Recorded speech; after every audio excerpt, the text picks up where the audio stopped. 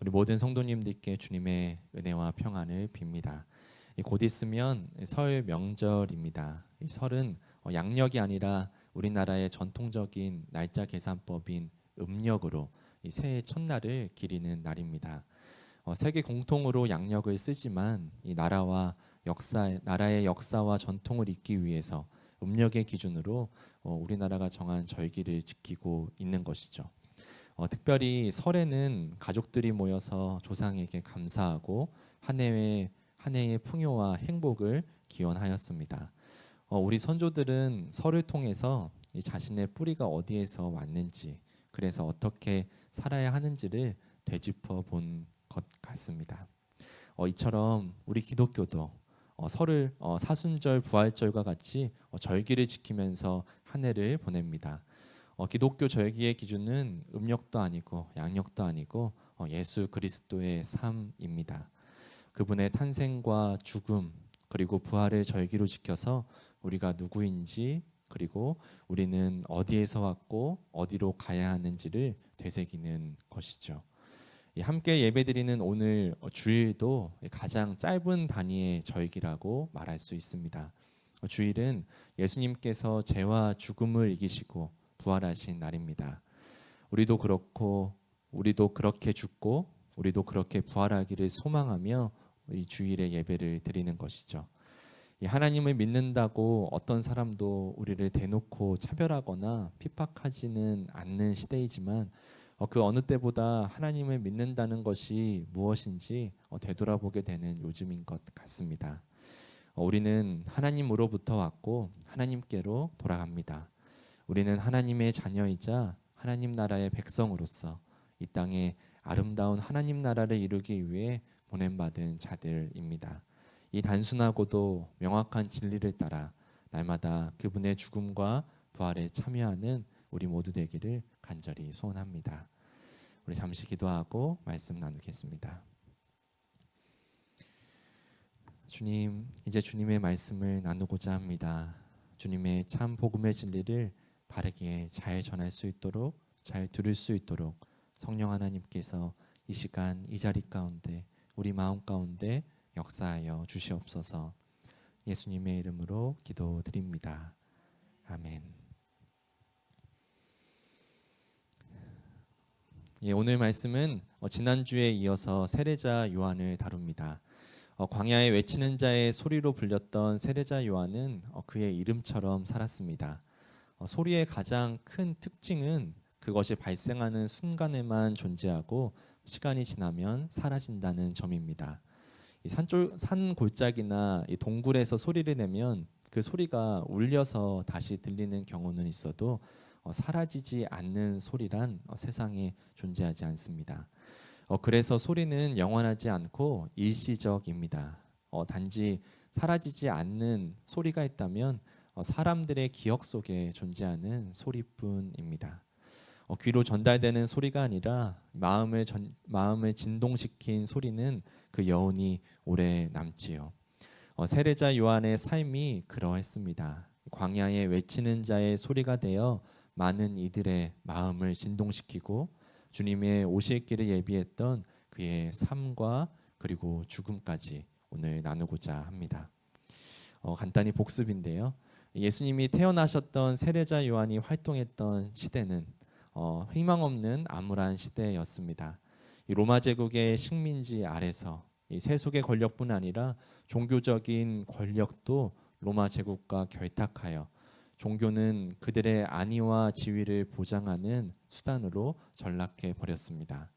이 로마 제국의 임명과 승인 아래 이 이스라엘의 대제사장이었던 안나스와 그의 사위 가야바는 이 하나님의 뜻보다 이 유대인들이 로마의 통치를 거스르지 않도록 그것에 더 집중하였습니다. 이 성전 직분은 대부분 부유한 귀족 계층이었던 사두개파였습니다. 이 성전의 권력자들은 이 종교적인 권위만 가진 것이 아니라 이 실질적인 이스라엘의 통치를 주관했던 사람들입니다. 이 당시 유대의 최고 의회 기관이 사내드린인데요. 이 사내드린의 의장이 바로 대제사장입니다.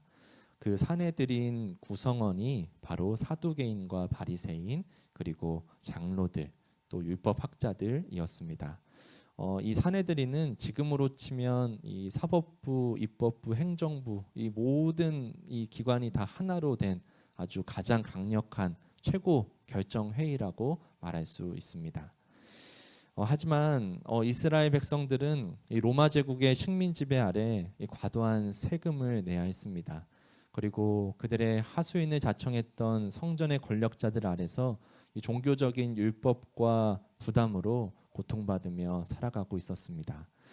그렇게 구약의 약속이 성취되기만을 간절히 바라던 그때 세례자 요한이 등장했던 것입니다. 그는 제사장 사가랴의 아들로서 나이 30이 되면 성전 직무의 특권을 보장받은 사람이었지요. 그러나 그가 머문 곳은 성전이 아니라 광야였습니다. 그는 보장받은 안락함과 부요함을 떠나 하나님만을 붙잡고 이 말씀과 기도로서 그의 때를 준비하였습니다. 그리고 하나님은 성전의 제사장이 아니라 광야의 요한에게 임하였습니다. 이 하나님은 하나님의 이름을 이용해서 자신들의 안위와 욕망을 채우는 곳에 계시지 않습니다. 그렇게 하나님의 영이 임한 세례자 요한은 그의 사역을 시작하였습니다. 그는 요단강에서 회개의 세례를 행했습니다. 당시 유대인들은 세례를 받지 않았다고 말씀드렸죠. 그들은 스스로 하나님께 택함받은 백성이라 여겼기 때문에 이 정결 예식은 행했어도 세례는 받지 않았습니다. 이방인들이 다른 나라 사람들이 개종할 때만 세례를 행했습니다. 그러나 그는 이 유대인의 혈통이나 율법을 준수하는 것이 구원의 증표가 아니라 진정한 회개를 하고 하나님의 뜻을 따라 살아가라는 의미에서 그 의미로서 회개의 세례를 행했습니다. 그런 그에게 유대인들이 몰려들었습니다. 이 겉은 화려했지만 속은 죽은 식체와 같았던 성전 신앙에 절망하고 그런 종교 지도자들에게 실망했던 이들의 마음이 정말로 하나님의 말씀이 임한 광야에 외치는 자의 소리에 진동되어서 세례자 요한에게 몰려든 것입니다. 그의 소문이 퍼지자 이 많은 사두개인과 바리새인들도 세례를 받기 위해 찾아왔습니다. 정말 회개의 세례를 받기 위함인지 아니면 그저 소문을 따라서 대세를 쫓아 그곳에 온 것인지는 알 수 없지만 말입니다. 세례자 요한은 그들에게 독사의 자식들아라고 말합니다. 그들은 자신들의 혈통을 내세웠기 때문에 저 돌들로도 아브라함의 자손이 될 수 있다고 그들에게 말하였습니다. 자신들의 율법 준수를 그들은 내세웠기 때문에 진정한 삶으로서의 회개, 그 회개에 합당한 열매를 맺으라고 말하였습니다. 그는 그들의 위선과 악함을 신랄하게 지적하고 낱낱이 드러냈습니다. 유대의 종교적인 권위와 실제적인 권력을 독점한 이들에게 이런 말을 한다는 것은 사실 목숨을 걸지 않으면 할 수 없는 이야기입니다. 그러나 그들의 권위도 그들의 권력도 광야에서 외치는 자의 소리를 막을 수는 없었습니다. 요단강에 모인 사람들도 그 전율을 느꼈을 것입니다. 바로 저 사람이 구약에서 예언했던 하나님의 아들 우리를 구원할 그리스도가 아닌가 속으로 생각했습니다. 세례자 요한은 자신을 향한 사람들의 시선이 바뀌고 그런 분위기가 달라지자 그런 생각을 하고 있구나, 사람들이 그런 마음을 품고 있구나 생각하고 단호하게 이렇게 대답합니다. 나는 그리스도가 아닙니다. 이 내용이 누가복음 3장 15, 16절에 나와 있는데요. 우리 말씀 제가 읽겠습니다. 백성이 그리스도를 고대하고 있던 터에 모두들 마음속으로 요한에 대하여 생각하기를 그가 그리스도가 아닐까 하였다. 그래서 요한은 모든 사람에게 대답하였다. 나는 여러분에게 물로 세례를 주지만 나보다 더 능력 있는 분이 오실 터인데 나는 그의 신발끈을 풀어드릴 자격도 없소. 그는 여러분에게 성령과 불로 세례를 주실 것이요. 아멘. 세례자 요한은 자신이 누구인지 그리고 그분이 어떤 분인지 잘 알고 있었습니다. 그런 세례자 요한에게 그가 말한 그리스도, 바로 예수님께서 세례를 받기 위해 찾아오셨습니다. 세례자 요한은 예수님을 보며 외칩니다. 여러분 보십시오. 바로 이분이 세상 죄를 지고 가는 하나님의 어린 양입니다. 그는 자신이 주님께 세례를 받아야 하는데 어찌 주님께서 자신에게 오시냐며 세례를 사양했습니다. 그러나 예수님께서 그것이 하나님의 의를 이루는 것이다, 그것이 하나님의 뜻이라고 말씀하시자 그제서야 예수님께 세례를 주었습니다. 예수님은 죄가 없으신 분인데 왜 세례를 받은 것일까요? 주님은 세상의 모든 죄를 짊어지고 죄인의 자리에 오셨기 때문에 그래서 세례를 받으신 것입니다. 즉 풀어서 이야기하자면 예수님께서 세례를 받았다는 것은 그가 세상 죄를 짊어지고 그들을 구원하기 위해 자신을 보내신 하나님의 뜻에 완전하게 순종하셨다는 모습, 그 뜻을 이루셨다는 것입니다. 그런 의미로서 세례를 받으니 비둘기같이 성령이 임하고 또 하늘에서 하나님의 음성이 들렸다고 하죠. 이 사람은 내가 사랑하고 기뻐하는 내 아들이다. 이 하나님의 보내신 뜻에 온전히 순종했기 때문에 하나님께서 이런 성령이 함께 하심과 말씀으로 응답해 주신 것입니다. 요한의 세례를 통해서 이 세상을 구원하기 위한 하나님의 아들 예수 그리스도의 공적인 생애가 비로소 시작되었습니다. 그렇게 예수님의 공생애가 시작되고 얼마 뒤에 이 다른 장소에서 이 예수님의 제자들도 세례자 요한처럼 세례를 행하였다고 나옵니다. 그런데 이제는 요한에게 몰려들었던 사람들이 이 예수님의 무리를 따라 그곳을 향해 갔습니다. 그 광경을 보고 이 세례자 요한을 따르던 제자들이 이 어떤 유대인들과 말다툼을 하였다고 나오는데요. 이 아마 그 내용의 맥락상 일종의 경쟁심으로 이 누구 세례가 더 먼저냐, 이 누구 세례가 더 권위가 있느냐를 두고 다투었던 것 같습니다. 그래서 요한의 제자들이 요한에게 찾아가서 이렇게 말합니다. 랍비님 보십시오.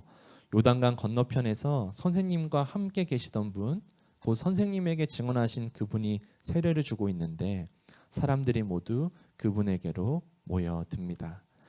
이렇게 요한의 제자들이, 요한을 따르던 사람들이 요한에게 말하자 요한이 이렇게 답합니다. 그 답한 내용이 바로 오늘 본문 말씀인데요. 오늘 본문 말씀 우리 함께 읽어보기를 원합니다. 함께 읽겠습니다. 요한이 대답하였다. 하늘이 주시지 않으면 사람은 아무것도 받을 수 없다. 너희야말로 내가 말한 바 나는 그리스도가 아니고 그분보다 앞서서 보내심을 받은 사람이다 한 말을 증언할 사람들이다. 신부를 차지하는 사람은 신랑이다.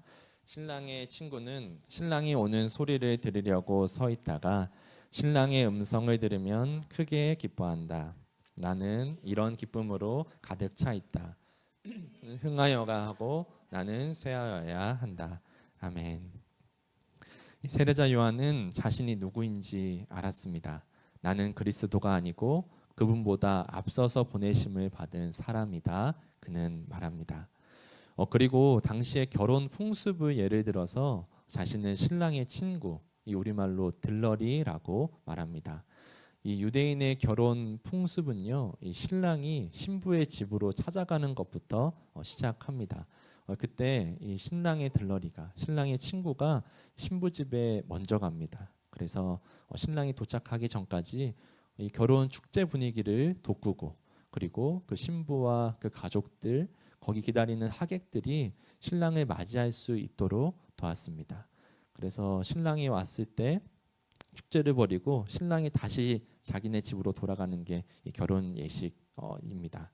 그렇게 기다리던 신랑이 이 신부의 집에 도착하면 이제 그 신랑의 친구는 이 도착한 신랑을 멋지게 소개하고서 퇴장하였는데요. 이 세례자 요한은 바로 이 역할을 자신이 하고 있다고 말한 것입니다. 신랑 되는 예수 그리스도가 신부되는 이스라엘을 취하여 구원의 혼인 예식을 올리도록 그는 앞서 보내심을 받았다고 말합니다. 그는 기다리던 주님이 오셨기에 기쁨이 가득 차 있고 자신의 퇴장을 당연하게 여기며 이렇게 말하였습니다. 주님은 흥하여야 하고 나는 쇠하여야 합니다. 그는 자신의 영향력은 쇠하더라도 진리 대신 주님이 흥하는 일에 진실로 기뻐했습니다. 그렇게 은혜롭게 순탄하게 그의 사역이 흘러가던 어느 날 그는 갑작스럽게 투옥되고 맙니다. 왜냐하면 이 요한이 갈릴리 지역을 다스렸던 분봉왕 이 헤롯 아켈라오의 죄악을 공개적으로 책망했기 때문입니다. 이 성서에 의하면 그 왕은 자신의 형제 헤롯 빌립의 아내 헤로디아를 빼앗아 재혼하였습니다. 이 모세의 율법에 따라 이 레위기를 보시면 이 살아있는 형제의 아내를 빼앗아 결혼하는 것은 이 근친 상간으로 규정하고 있습니다. 이 외에도 세례자 요한은 분봉왕 헤롯이 저지른 모든 그 악한 일을 책망했다고 성서는 증언하고 있습니다. 이 당시의 성전의 권력자들, 이 성전의 제사장들은 이 수많은 율법의 엄격함을 그 많은 율법을 지킬 수 없었던 백성들에게는 그들을 정죄하고 또 그들을 정치적인 도구로 이용했지만 이 눈에 보이는 거대 악인, 이 로마 제국의 불의한 압제와 부정한 제약들은 동조하거나 협력하거나 침묵하였던 것입니다. 그러나 세례자 요한은 하나님의 말씀을 기준 삼아 그 모든 악행을 책망하였고 결국에는 그 권력의 칼에 참수당합니다. 이 광야에 외치는 자의 소리는 그렇게 한순간에 사라지게 되었습니다. 그러나 사람들의 기억 속에는 그 소리가 남아 있었습니다. 예수님은 이렇게 증언합니다. 요한은 타오르는 등불이었으며 너희는 잠시나마 그의 빛 속에서 즐거워하였다. 또한 예수님께서 이렇게 말씀하십니다. 그는 예언자보다 더 위대한 인물이며 여자가 낳은 사람 가운데서 세례자 요한보다 더 큰 인물이 없다. 이 주님보다 앞서 보내심을 받아 주님의 길을 예비하였던 세례자 요한, 그리고 그가 고백하고 살아온 삶의 성취를 마가복음은 함축적으로 이렇게 증언하고 있습니다. 이 마가복음 1장 14절 15절인데요. 함께 읽겠습니다. 요한이 잡힌 뒤에 예수께서 갈릴리에 오셔서 하나님의 복음을 선포하셨다. 때가 찼다. 하나님의 나라가 가까이 왔다. 회개하여라. 복음을 믿어라. 아멘. 그가 잡힌 뒤에 곧 그의 죽음 뒤에 예수님의 사역이 본격적으로 시작되었음을 이 마가복음은 아주 의미심장하게 이렇게 보여주고 있습니다. 자신의 삶은 소리처럼 사라질지라도 주님만을 드러내고자 했던 세례자 요한의 삶은 우리의 삶을 되돌아보게 합니다. 저는 이 세례자 요한의 삶을 묵상하면서 한 분의 목사님이 떠올랐습니다. 제가 신학대학원 3학년을 다녔을 때 졸업을 앞두고 선교학을 전공하신 우리 한국의 교수님께 선교적 교회론이라는 수업을 들었습니다. 우리 교수님께 제가 교회 개척 소식도 알려드렸는데요. 어떻게 개척할 생각을 했냐고 이렇게 칭찬도 해주시고 격려도 해주셔서 참 감사했습니다.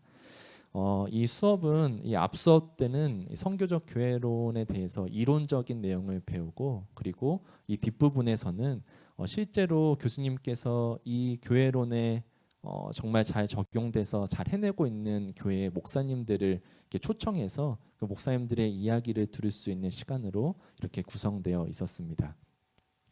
참고적으로 선교적 교회론이란 간단히 말하면 교회의 존재 이유는 선교다. 그래서 어떤 특정한 분야 중에 선교를 택해서 하는 것이 아니라 존재 이유가 선교고 이 세상 가운데서 교회가 그런 하나님의 통치를 이루어야 한다라는 교회론, 그런 교회의 정의, 이론을 말하는 내용입니다. 그래서 이 앞부분 이 이론적인 수업을 다 듣고 이제 뒷부분에 이제 그 목사님들이 오시는 순서를 되게 기다리고 있었습니다.